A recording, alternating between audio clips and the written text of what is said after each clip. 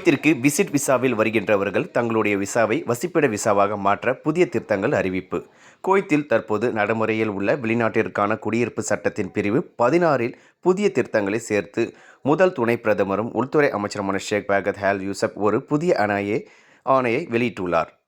இதன்படி இந்த விசா மற்றும் நடைமுறையில் வந்துள்ளதாக தினசரி பத்திரிகை நேற்று 23/11/2025 ஞாயிற்றுக்கிழமை செய்தி வெளியிட்டுள்ளது. விசிட் விசாவில் நாட்டிற்கு வரும் குறிப்பிட்ட சில பிரிவினர்கள் 5 பிரிவினர் அதை நிரந்தரமாக குடியிருப்பு அனுமதி பத்திரமாக மாற்றுவதற்கான வாய்ப்பு வழங்குவதே இதில் முக்கியமாக திருத்தமாக அமைந்துள்ளது. நாட்டின் உள்துறை அமைச்சகத்தில் உள்ள குடியிருப்பு விவகார பொது நிர்வாக இயக்குனர் ஜெனரலின் ஒப்புதல் இந்த விசா மற்றும் சாத்தியமாகும் என்றும் வெளியாகியுள்ள செய்தியில் தெரிவிக்கின்றன. 1. இதன்படி பெற்றோர் அல்லது குழந்தைகளின் ஸ்பான்சர்ஷிப்பில் கீழ் குடும்ப விசிட் அல்லது சுற்றுலா விசாவில் வரும் குழந்தைகள், பெற்றோர்கள் மற்றும் நெருங்கிய குடும்ப உறுப்பினர்கள் தங்களின் விசிட் விசாவை குடியிருப்பு அனுமதி பத்திரமாக குடும்ப விசாவாக மாற்ற அனுமதிக்கப்படுவார்கள். இருப்பினும் குடும்ப விசாவை பெறுவதற்கான குறைந்தபட்ச சம்பள வரம்பு உட்பட அனைத்து நிபந்தனைகளுக்கும் இதற்கு பொருந்தும். எனவே வெளியிட்டுள்ள செய்தியில் தெரிவிக்கப்பட்டுள்ளது. 2.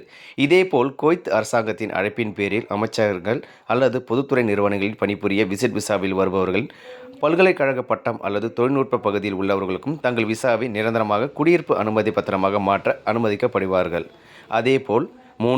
அதேபோல் வீட்டு பணியாளர்கள் மற்றும் ஒத்த பிரிவுகளை சேர்ந்த மற்ற வீட்டு வேலையாட்களை செய்கின்ற பணியாளர்கள் தற்போதைய விதிமுறைகளின்படி தங்கள் வருகை விசாவை வழக்கமாக வசிப்பிட விசாவாக மாற்றலாம்.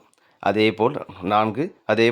வேலை விசிட் விசாவில் குவைத்திற்கு வந்து குடியிருப்பு அனுமதி பெறுவதற்கான நடைமுறைகளை தொடங்கிய பிறகு அவசர தேவைக்காக தற்காலிகமாக நாட்டை விட்டு வெளியேறுபவர்கள் 1 மாதத்திற்குள் விசிட் விசாவில் நாட்டிற்குள் திரும்பினால் அவர்களுக்கு விசாவை மாற்றிக்கொள்ள அனுமதிக்கப்படுவார்கள். 5.